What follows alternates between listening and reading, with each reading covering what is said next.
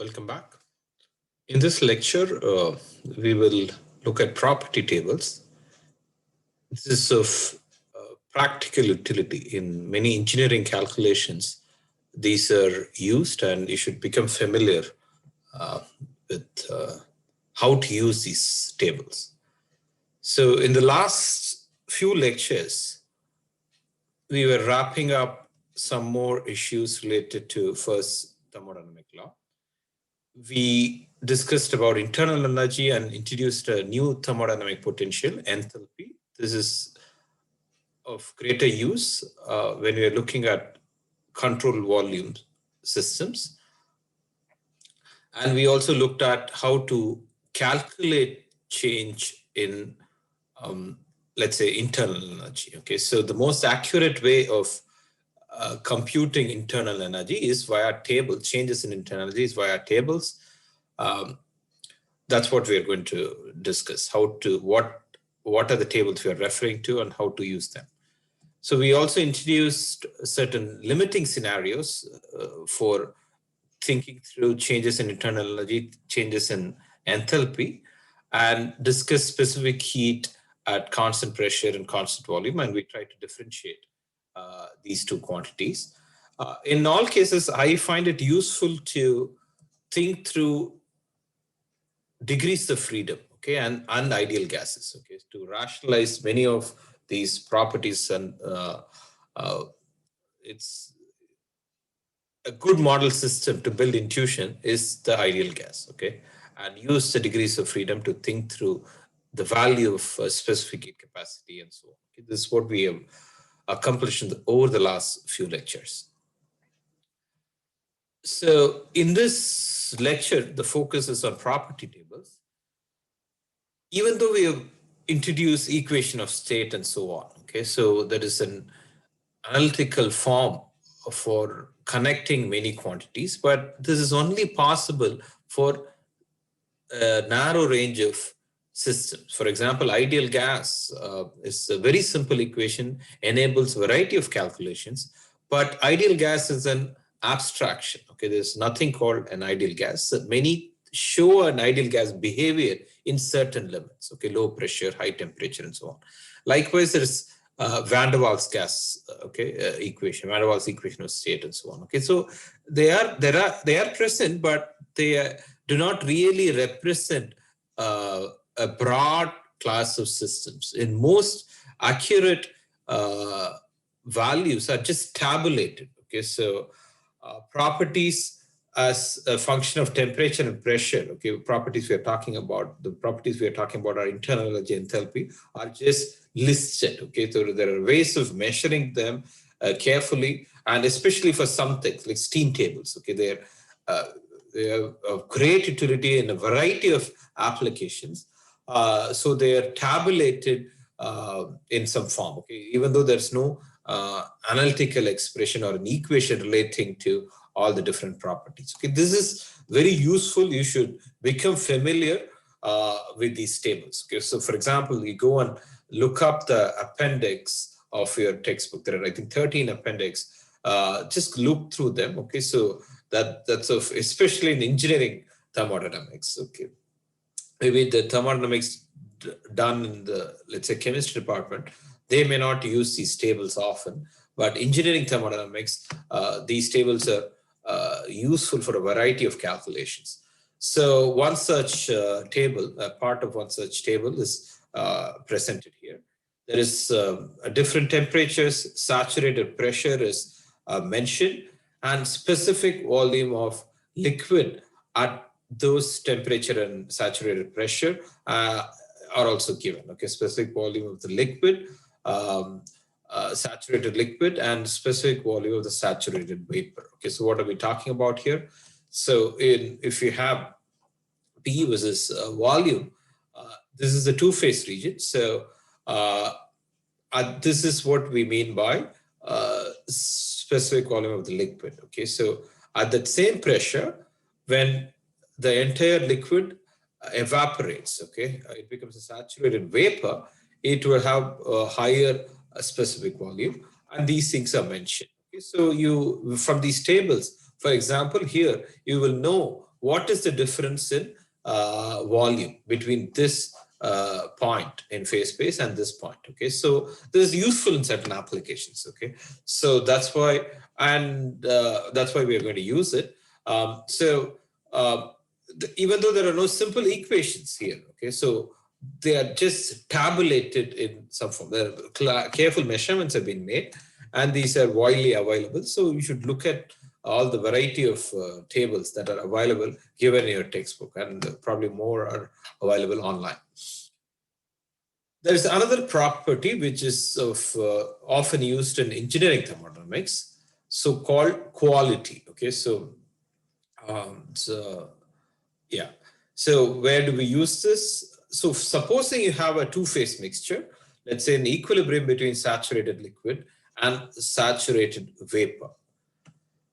What is interesting about this is the property of saturated liquid and saturated vapor doesn't really depend upon the presence of the other phase. For example, you can associate a property for saturated liquid even in the absence of saturated vapor, and even in the presence of saturated vapor, the properties of saturated liquid doesn't change. What I'm trying to say, for example, here, if you say volume of saturated liquid, this volume, specific volume, doesn't change even in the presence of in the presence of saturated vapor. Therefore, you can associate it internal energy, enthalpy associated with these phases. Okay, and they don't really depend upon the presence or the absence of the other phase here. Okay, so instead of having a two-phase mixture, you can represent the same thing,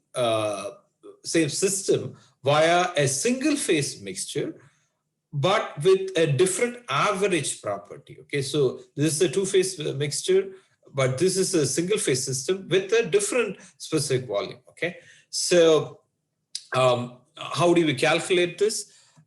For calculating this is where this property called quality is important.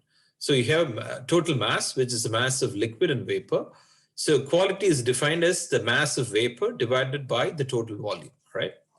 So from this simple algebra, you can get to average specific volume from this very elementary algebra. Okay, so this is the average specific volume.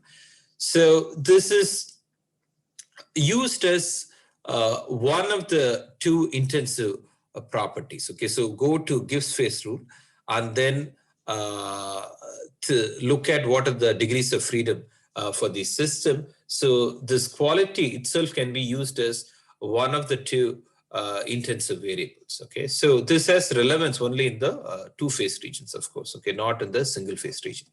So you should be aware of this terminology called quality, which is present in engineering thermodynamics. So it's used in engineering thermodynamics. You can also define an average internal energy, okay, per unit mass, and an average enthalpy per unit mass, okay, using these two quantities and the quality. Okay, so this is useful in many applications. We'll see as we work out problems.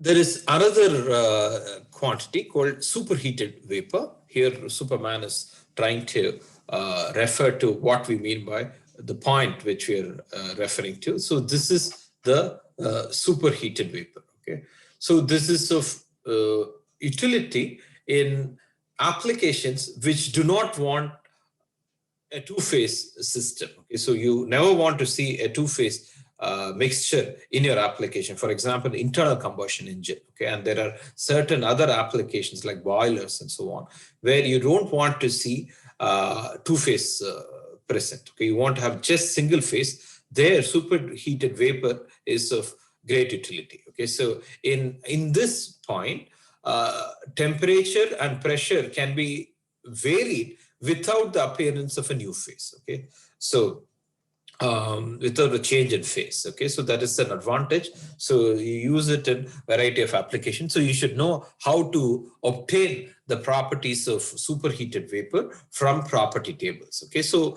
there are certain features of superheated vapor. For example, so at a given temperature, for example, here, let's say we are referring to this particular temperature. As you can see, this point lies in this line, okay, this line, this curve, right? So if you look at us for this temperature, the saturated pressure will be here, right? So that will be a different line curve. That saturated pressure will be higher than this pressure, right? So that's what we mean by this one. This has lower pressure compared to P saturation at that particular temperature. So it has, of course, higher temperature compared to saturation. For a given pressure, it has a higher temperature compared to saturation temperature. It has a greater specific volume at a given temperature and pressure compared to saturated vapor. And internal energy, for example, here we are showing the enthalpy. Okay, so it has a higher enthalpy compared to this point, right? So at a given temperature and pressure. Okay, at this temperature and this pressure, this is the enthalpy of the saturated vapor, and your enthalpy is more than that. Okay, enthalpy of this particular superheated vapor at this point is more than Hg. Okay, so these are the common properties of superheated vapor. You should know how to read them from an appropriate table. Okay, this table is also present in your textbook. How do you read this table? For example, the saturated temperature and saturated pressure is given, and then higher temperatures. Okay, superheated is at a higher temperature. So how does a specific volume increase? Okay, specific internal energy, specific enthalpy increase corresponding to a particular, see, superheated vapor, you refer to the saturation temperature and saturated pressure. With respect to that, you can start defining superheated vapor, right? So you should know how to read this property table also. The other extreme is the compressed liquid. Okay, so here Hobbit is referring to the point we are talking about. So this is the compressed liquid. So this has its distinct features. It can be intuitively, we can, from the way we have understood superheated vapor, we can also guess what will be the properties of compressed liquid. Okay, so its pressure will be more than that of the at a given temperature. For example, if you're looking at this temperature and specific volume graph. Okay, so this curve we are plotting at this particular saturation temperature and this particular pressure. Okay, so if for this given pressure, so you are at this point. Okay, this is what you mean by compressed liquid. So corresponding to this particular temperature, your saturation pressure is greater. Okay, so you imagine there are a variety of curves, right? So for example, there'll be a curve at a higher pressure. There'll be a curve at lower pressure in this region. Okay, there are many curves at many higher pressures in this region, and there are many curves at lower pressures in this region. And you are, for that given temperature, the temperature, your reference temperature, for example, here it's 80 degrees centigrade, your pressure is greater than the saturation pressure. Just for looking at the properties, you can understand that. And then again, the temperature is less than the saturation temperature. Go to the other. Okay, so here we have plotted T versus U. You can also go to the other P versus U and then understand this property. It becomes obvious. Your specific volume is less than that of the liquid, right? VF, okay, specific volume of this particular point, right? So at a given pressure and temperature. So your internal energy again is less than UF for that particular pressure and temperature. And same thing for enthalpy also. Okay, so these are all fairly, so just see, to understand this, you have to just imagine a set of other curves. Okay, so at for example, if you're just sticking to T versus U graph, there are many curves above and many at higher pressure, many curves above at lower pressure. And then you can go and look at the P versus U graph to get rationalize the other properties. Okay, so so it is a condensed matter. Okay, we're talking about not a gas, we're talking about a liquid here. So typically, properties of liquid is more sensitive to variations in temperature as opposed to variations in pressure. Okay, the properties of liquid don't change so much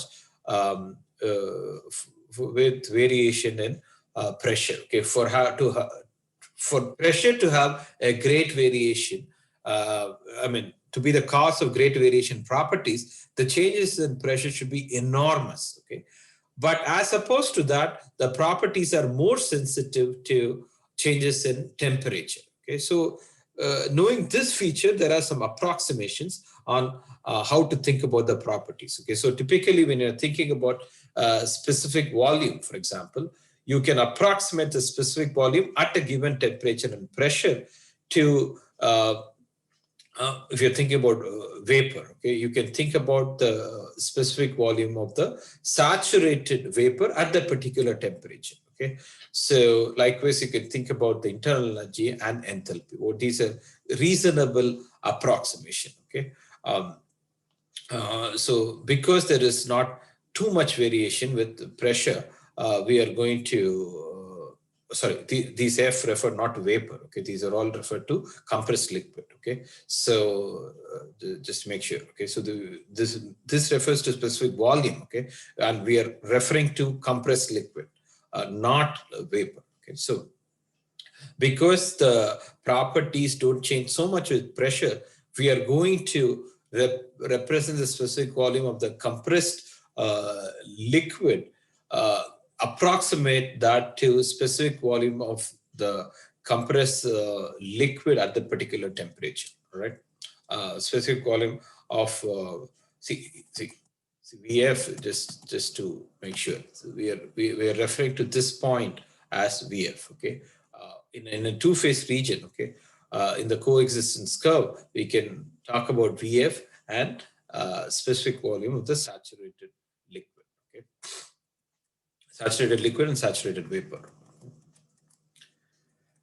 All right. So slightly for enthalpy, instead of using this approximation, a better approximation is you take this and you add another component. Okay, just going by the definition of enthalpy, V times P, right? So you can use a slightly better approximation for enthalpy. Okay, because sometimes this is required. Okay, so the take-home message is temperature plays a dominant role in the variation of properties compared to pressure when you come to compressed liquid. So the last point I want to discuss with respect to property tables is that in thermodynamics, we are mostly interested in changes. Okay, where the absolute values doesn't have much meaning, but what has meaning are changes. Okay, so when you're thinking about changes, the way to discuss them is take a reference point, assign a particular value, and then talk about changes in properties in the particular interval you are interested in. So there's always the question of how to choose the reference state for different systems. Okay, for example, here we are again, this is data that has been taken from your textbook. Here we are talking about saturated water. Likewise, there are tables available for common refrigerants. Okay, so for the saturated water, the point I want you to focus is on what is the reference state and the value at that particular reference state. So at this temperature, we are going to call that's the reference point. Okay, that's the reference temperature. We are going to assign UF. Okay, so this is the internal energy of the saturated liquid. Okay, you are going to assign 0, and then we are going to talk about properties with respect to this point. Okay, so many times we are going to change the temperature from, let's say, 5 to 10. Okay, so the absolute value at 5 or the absolute value at 10 is not important. okay? But the only difference in two values are important. So with respect to that, we can talk about at the reference temperature, you can assign a value which is 0. Okay, likewise, you've assigned a value for these points. Okay, so and it makes sense why we are assigning this is non-zero, whereas this is 0. Okay, and we will get to, we have not introduced this quantity called entropy. We have not discussed this. So when we discuss this, we'll again come back to these tables and make sense of these values. Okay, so why we are attaining, specifying the value at that particular temperature to be 0. Okay, so this is, in the assignment, I will give you the section where property tables are discussed in your textbook. More importantly, you should go through, just take a look at a variety of tables that are available. Okay, that tells you what is the data available to you when you want to model the properties at different temperatures and pressure. Thank you.